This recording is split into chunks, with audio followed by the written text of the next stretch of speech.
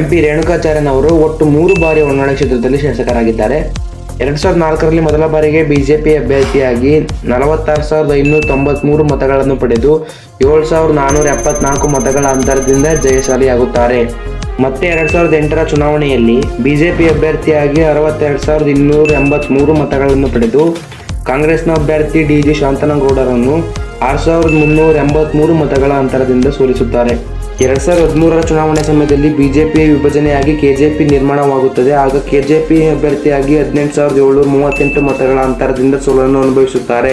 2018ರ ಚುನಾವಣೆಯಲ್ಲಿ ಬಿಜೆಪಿ ಅಭ್ಯರ್ಥಿಯಾಗಿ ಕಣಕ್ಕಿಳಿದು 80,623 ಮತಗಳನ್ನು ಪಡೆದು 4,233 ಮತಗಳ ಅಂತರದಿಂದ ವಿಜೇತರಾಗುತ್ತಾರೆ.